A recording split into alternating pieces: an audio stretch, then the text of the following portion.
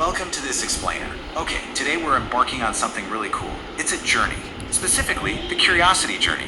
We're gonna figure out exactly how to think like a scientist. Let's get right into it. So we are completely changing how we look at the world today. You know, so often we treat science like this massive chore, right? Like a heavy, boring textbook just packed with facts and figures that we literally just have to memorize.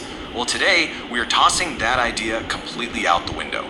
Have you ever looked up at the night sky and just wondered why the stars shine? Or maybe you've watched a flower bloom and thought, wait, how does it know exactly when to open? This right here is where our journey begins. It starts simply by looking at our surroundings and asking, why? That little initial spark of wonder, that's the ultimate thing to think about. It's the absolute foundation of how a scientist views the world.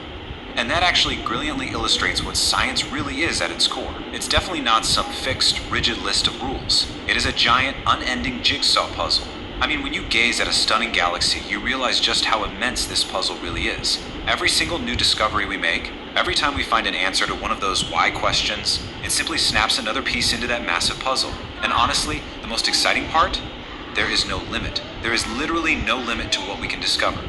Every new piece of knowledge naturally leads to even more questions, more mysteries, and an ever-expanding list of things to think about.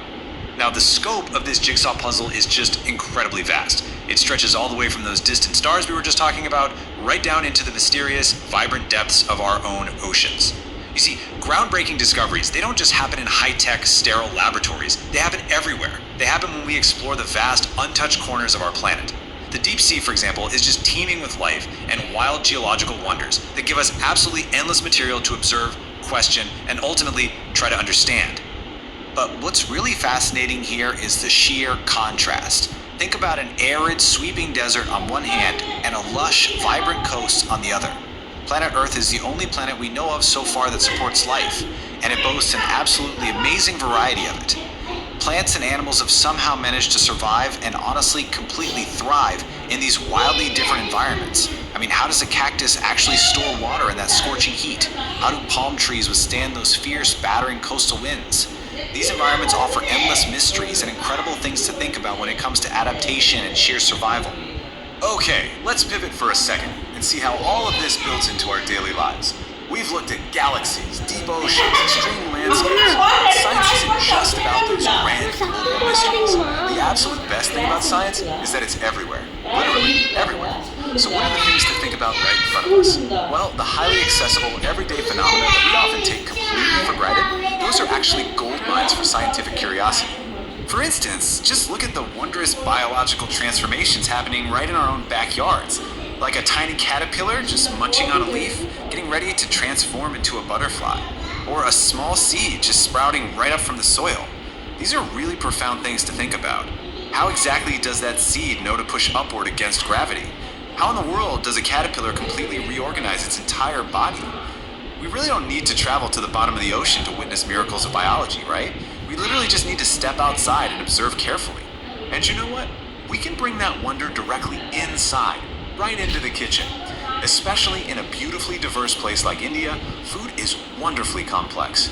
Think about your absolute favorite, most delicious meal. Have you ever actually thought about what those dishes are made of? The raw ingredients, the materials, the intricate processes that turn raw vegetables and grains into a hot meal?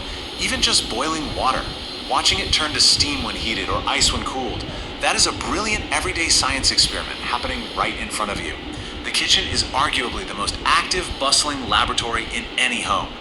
So the crucial point here is that science starts with everyday observations. Let's look at a super relatable and honestly sometimes frustrating everyday problem. Why did my pen stop writing? Now I want you to use this as a rhetorical thing to think about.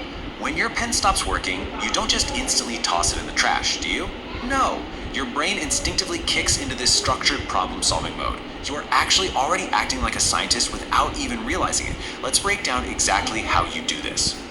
So that super intimidating scientific method we hear about, it's actually just a completely natural step-by-step process that we use every single day. Let's stick with the pen example. Step 1, you observe that the pen stopped writing, and you wonder why. Step 2, you guess a possible answer, like, maybe the ink is finished. Step 3, you test this guess by physically opening the pen and looking at the refill. And step 4, you analyze the results. If it's empty, hey, your guess was right. If it's full, you just make a new guess. Maybe the ink dried up, and you test again. Boom. That right there, that is the scientific method in action. And once you realize that the scientific method is really just structured problem solving, you start seeing everyday scientists everywhere. Just look at these super relatable scenarios. The cook wondering why the dal spilled out of the pressure cooker. Was there too much water? Or the bicycle repair person investigating exactly where the air leaked out of a flat tire. Or the electrician testing whether a broken light is due to the bulb or the switch. Anyone who asks questions, makes a guess, and tests their solutions, they are working exactly like a scientist. And here's another really vital thing to think about. Science is rarely done alone. Whether you are a professional researcher in a lab or a student trying to figure out a mystery in your backyard, science is a joyful exploration, and it is absolutely best done together. Real scientists across the world work in massive teams. So, as you go about your day observing things, if you can't find the answers yourself, share your curiosities, ask your friends, collaborate, debate your guesses. It makes the whole process of discovery infinitely more fun. Which brings us to our final takeaway. I absolutely love this quote. To be a wise person, you must be a wise person. It perfectly captures everything we've talked about in this explainer. Wisdom isn't about knowing every single fact in a textbook. It's about maintaining that pure, childlike curiosity. It's about looking at a world completely full of mysteries, compiling your own list of things to think about, and never ever being afraid to ask why. So I'll leave you with this final thought. What is the very next thing you are going to ask why about today? Keep wondering, keep exploring, and I'll catch you in the next explainer.